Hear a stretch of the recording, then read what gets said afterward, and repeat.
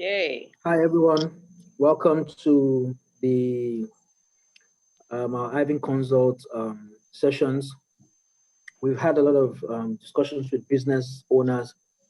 What we do here is we help businesses grow their business. That's what we do for a living. And so basically, we've spoken with different businesses and we see different stress points that they have. And so we want to kind of share the learning here and discuss with people and hope that this channel helps you business owners out there. And of course, if you want to reach out, you have more questions, you can put it down in the comments or you can reach out to us via the description. And do not forget to subscribe. Click the subscribe link somewhere around, well, somewhere around there.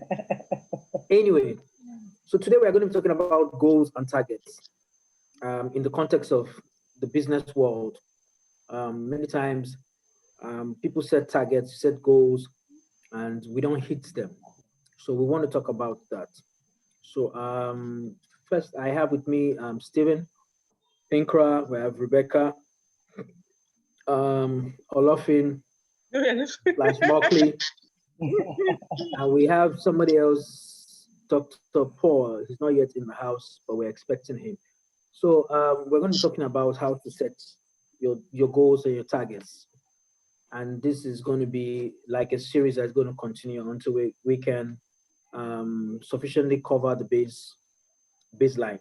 All right, so my question would be, so what stops people from attaining their goals and their targets? What would you say is one thing stopping people from attaining their goals and targets?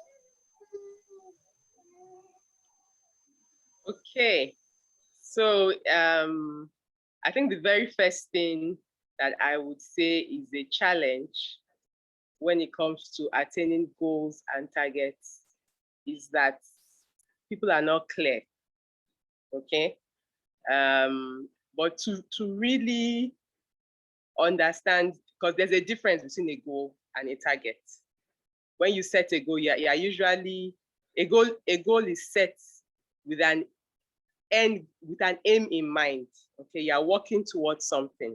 Okay, when you set a target, it's more short term. You want to achieve it as quickly as possible. So the challenge people have when it comes to these two terminologies, goals and targets, that they are not clear. They are not clear on what they want to achieve first and what it takes to achieve it. Now, the goal is what you want to achieve. The target is the tasks that you have to carry out every day. The tasks you have to complete. Yeah, that's the word. The target is the tasks that you have to complete every day to meet that goal, to achieve that goal. For example, let's say I'm in sales and I have a target of $100 million at the end of the month. Okay.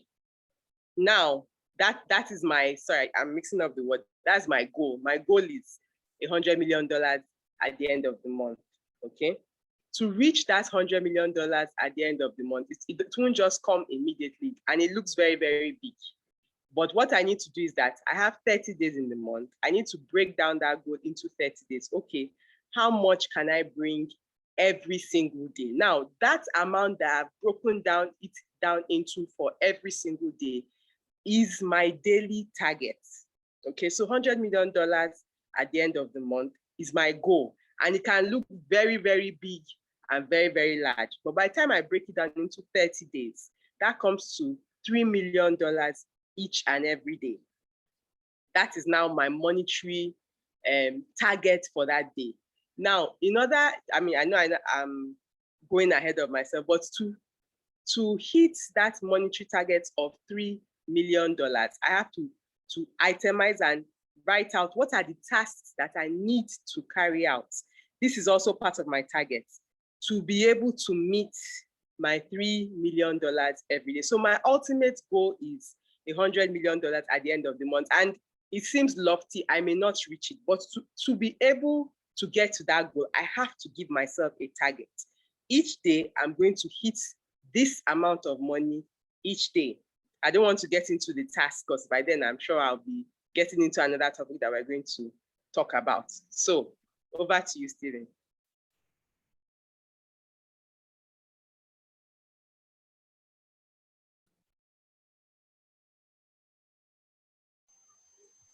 Mr. Mockley, can I go on?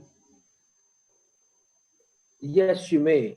Okay. It seems like my video has been give me a minute. Give me a minute. disabled. Go ahead.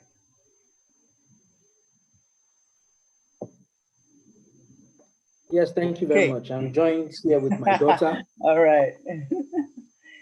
Right. So she's going to be giving. We're all going to be giving the strategies together. So right. I think the first thing I hear is that people underestimate what it takes to achieve a goal. Okay. Generally, people underestimate what it takes to achieve a goal. And so the right rule of thumb to bring towards any goal is to 10x it. So if you want to achieve ₦1, $1, 10x it. Set a goal to achieve actually 10 naira or $10, whatever the target is. Always 10x the target. The reason being that one, it forces creativity. Two, it forces innovation. It stretches you beyond your normal limit. And it also makes certain that even if you fail at hitting the target, you somewhat achieve either at the least achieve your original target or achieve a little above the original target. So I'm saying that if you're in a company that they set maybe $100,000 as your target, you set for yourself a target that is 10 times that. So 10 times 100,000 is $1 million US, and work to try to achieve that 10x goal. It would make you put in more resources. If you had to talk to 100 companies to get to 100,000, now you know you need to talk to 1,000 companies, because as you 10x your goal, you have to 10x your activities. You have to 10x the number of contacts, the number of meetings, the number of everything that you do.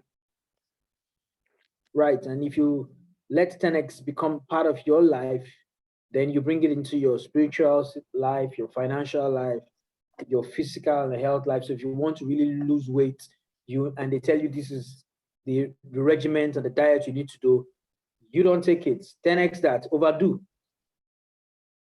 All right, you know, for your career, for your family, whatever it is. So I'm saying if you come in with this mindset,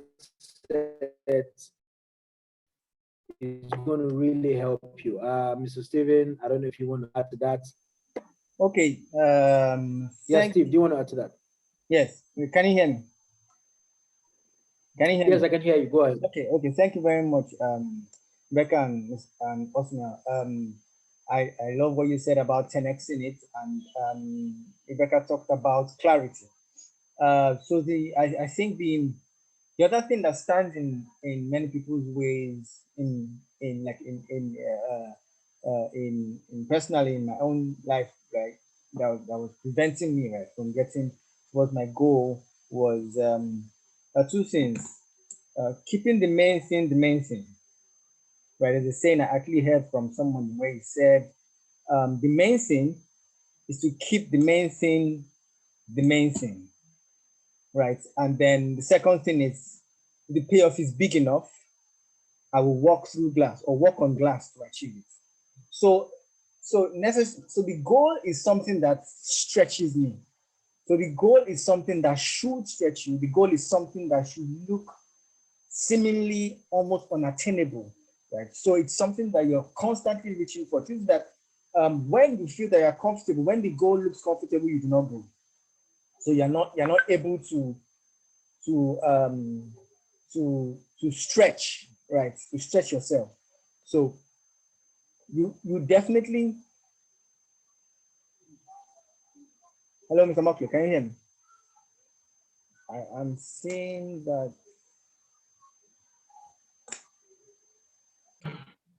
Mr. Steve, I see you're back. What happened? Internet. I was using my what do you call it? My phone. It just went off. Now I'm using the house phone. So I hope this is better. It's still recording though. It is still recording though. Okay, all right. So I was talking about two things. So thank you, Rebecca. Thank you, Osnel. Rebecca talked about clarity. Osnell talked about 10xing the goal, making the goal something that's almost unattainable or unachievable. So two things, right, that could hinder you from getting to your goal. Keeping the main thing, he talks about focus. And then also, like you said, the goal should be such that you would work on glass. The payoff should be so much that you could work on glass to get it, right? You could do anything, as in legally, right, to get to that goal, right, to get to that achievement, that thing that you want to achieve. So, because if you don't have focus and, like Betty said, clarity, clarity brings focus, right? If there's no clarity, you cannot focus, right? That's keeping the main thing. And then you should be able to give up. That's why I said the payoff should be big enough. If the payoff is big enough, you can give up anything to make sure that you get there. So two things: keeping the main thing to the focus, and then also it should be so much unattainable. It should be seemingly unattainable, such that you do anything, in quotes, you work on glass to get to that. So that's my Mr. Paul or Dr. Paul. Okay. Okay. Yeah, no, go ahead. Yeah, Any I like comments the on- distant goals and targets. Okay, good. Yes. Love the different things. Sorry, came on in late, but I love the different things being spoken about. Goals and targets. Stephen also mentioned the clarity. The clarity, very, very important. Knowing what a goal is, knowing what a target is, and being able to differentiate the two. And but then Stephen talking about the goals being big enough, beautiful, beautiful stuff. But then just one more thing I want to add into with the goal is that a goal, as we know, yes, has a time span. But in order for you to achieve your goal, in order for you to achieve your targets, you've got to put pressure on yourself. So the goal must be big enough, good. But then there's one more thing I want to add on that. You've got to pressure yourself because no one else is going to pressure you. Imagine someone else putting you under pressure. You're going to do different, but once you can put yourself under pressure, you putting yourself under the kind of pressure that you know will drive you to achieve those goals, then you will achieve your goals. So the universe is definitely going to pose pressure on you if you don't impose pressure on yourself. So for you to be able to achieve your own goals, you've got to set goals that you know are big enough.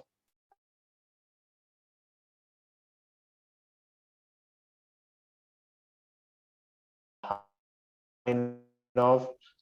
And my own addition to this is you've got to put pressure on yourself because definitely the universe is going to put pressure on you. But for you to achieve what you want to achieve, you've got to pressure yourself.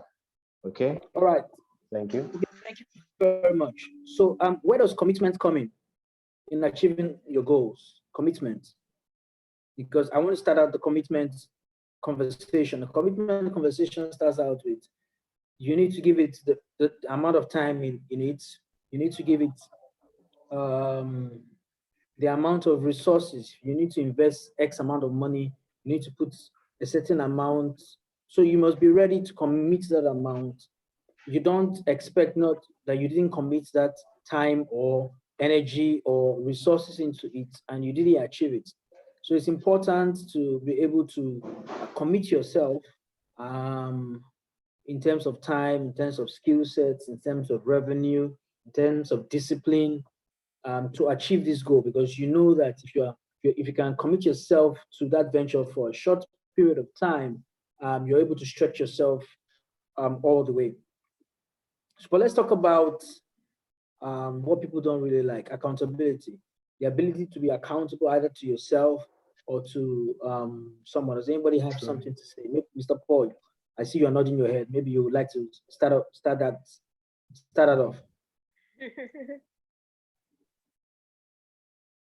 Okay, yes, good. Accountability, Okay, yeah, yes. As you said, accountability is very, very important. I like the fact because yes, and you rightly said, people don't like it. People don't like to be accountable. But you know, we've got to be accountable because for everything you do in life, I talked about, you putting pressure on yourself because you've got to things you've got to achieve or you need to achieve, you've got to be able to set the pace. You've got to be able to, so you have a goal, you want to reach your goal. You've got to be held accountable for whatever you go through, whatever the mistakes, whatever the target you don't hit, the different things that in you getting ready to achieve those goals, you've got to be accountable for every step you take. Now, you might say, why do I need to be? Because if you're not held accountable, you definitely, just a commitment. If you don't have a commitment to get to that goal, and you're not held accountable to hit that commitment, to be committed enough to reach that goal, you're not going to reach that goal. So for me, accountability goes in like sisters with commitment, because you've got to be committed, you've got to be held accountable to have that commitment to hit that goal. So accountability is very important. For me, it's a no-no. If you do have a goal and no one is holding you accountable to it, then forget it. You are not going to hit it. Okay. Because you will always you will find yourself giving excuses why you don't hit the goal. Okay, Dr. Paul. So let's talk about a real life example. So you're trying to lose weight. Can we apply accountability to that? Or maybe Dr. Becky. Okay. All right. Okay, yes. Okay, good. When it comes to losing weight, when it comes to, before we talk about losing weight, accountability, the truth of the matter is that many times we seek for accountability from outside, okay? But accountability usually has to start with you. And if the pain of not achieving that goal is extremely great, you would keep yourself accountable. For example, losing weight. Somebody that doesn't feel good about the way they look, or let's not even use that. Someone that has a health condition, that person has very, very little children, and they know that if they don't make an attempt to lose weight, this condition will not go away. But that if they make an attempt to lose weight, they are likely to heal, reverse disease, or have a better quality of life and be able to be present for their children. You see, the reasons are very, very close to home, and the reasons are very, very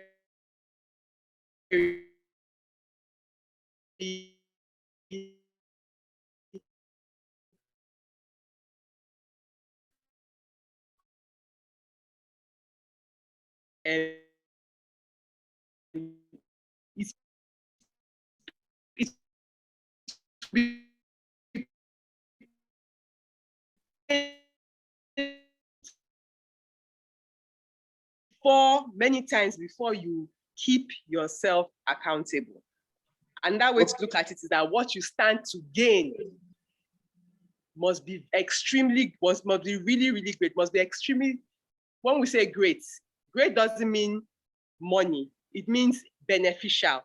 What is the value of that thing that you are going to get if you achieve that goal?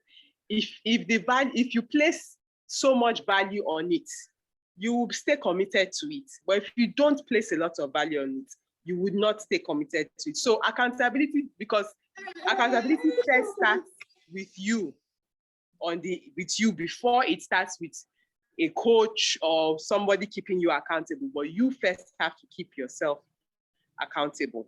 You first have to refuse to take your excuses before you now talk about your coach or anybody else. All right, thank you very much. What I hear is that the payoff must be great. In order for you to be accountable to yourself, well, yes, either the pain or the pleasure, but we either run away from pain or we run to pleasure. But whatever the case is, be it the pain or the pleasure, it must be great enough that you would bend over, walk on water to be able to achieve it. Wonderful. One more thing. So some people say, I don't know how to do X or Y. Hey. I don't know how to do X or Y. So how do I go about it?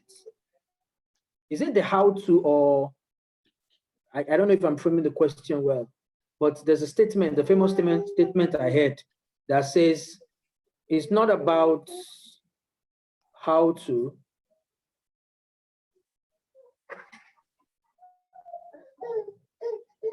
it's not about the how to's, but it's the who's. It's not the contracts that you need, it's the Okay. contacts that you need. Oh, okay. And so some people get stuck on, I don't know how to do this. But instead of looking for, so they say money is standing in my way. I don't have enough money, or I know how to do it, but I don't have enough financial backing. But the truth is that instead of you looking for money, and rather you should be looking for contacts, because with contacts come contracts.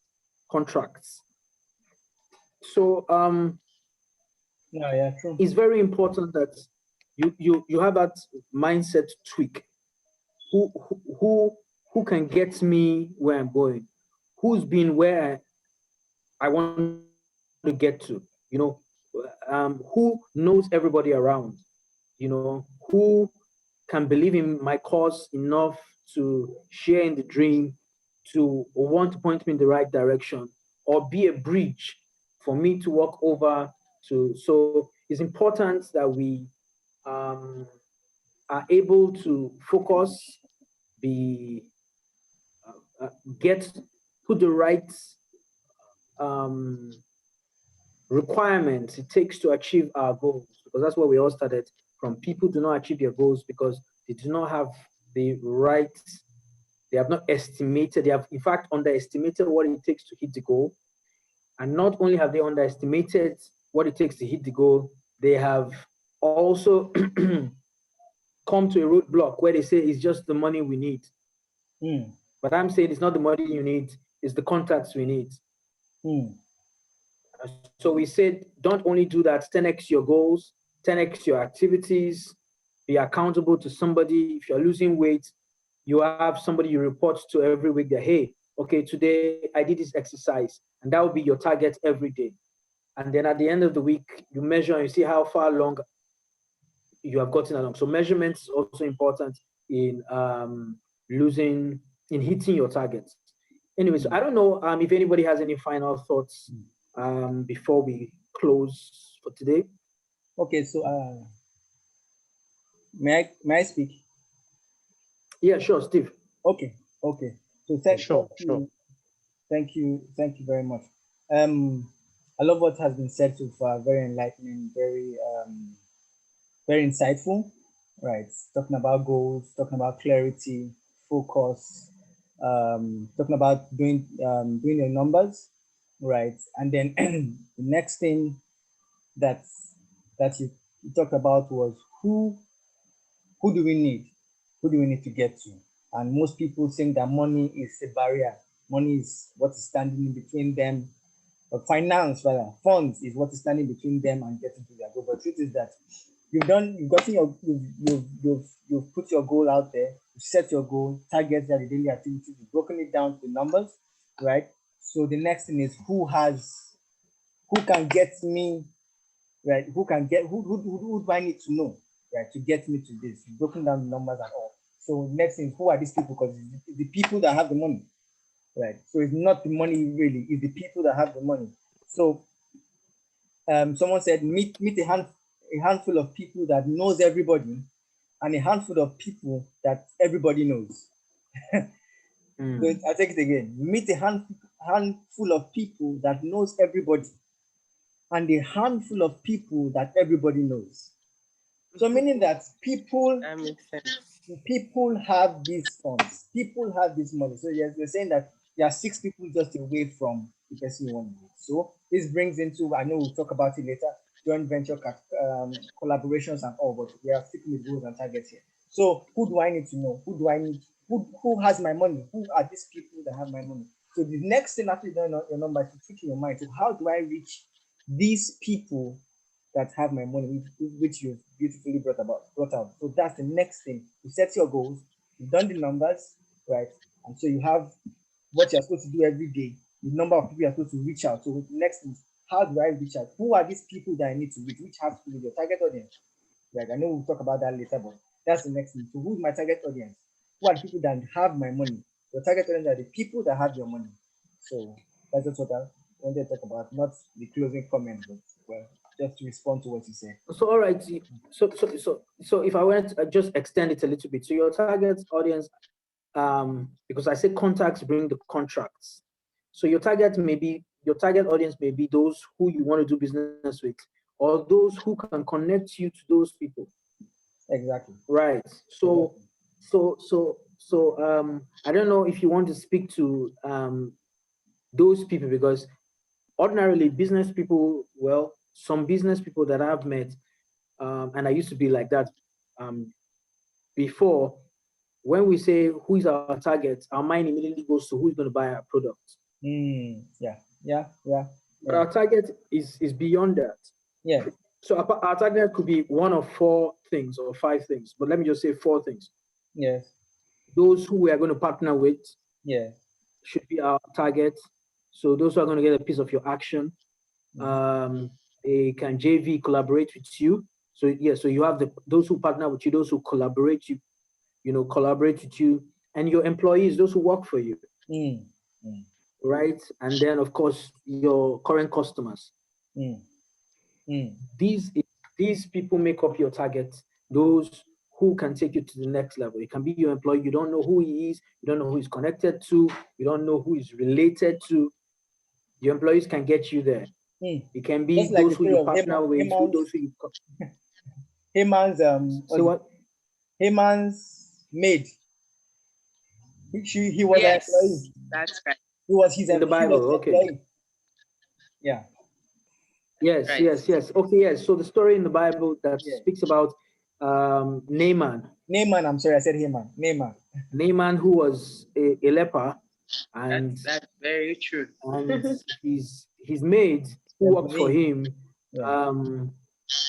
recommended where, because nowhere in his country could he be healed, and she just recommended the answer to his problem was in his house, in something that he was taking care of, something that was looking down, that he was looking down at, right? His employees, but the answer to his problem was in his house or in his office or in his company. So many times, don't look beyond your surrounding. It is actually, the secret is right there with you.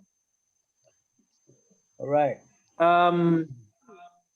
So just before we close, I just want to thank everybody for participating in this meeting, and we're going to pick it up next time. So just stay tuned, subscribe to this channel, and just make sure that you watch out for our notifications. If you don't subscribe, how would you know that we posted another video? So, but I trust you enjoyed this. If you enjoyed this, please post your comments. If you have more questions about what we said that was not clear, please post your comments. All right, thank you very much. And all of you, I guess we will talk and see you next time. All right, then, cheers. Okay. All right. Bye-bye. Bye-bye.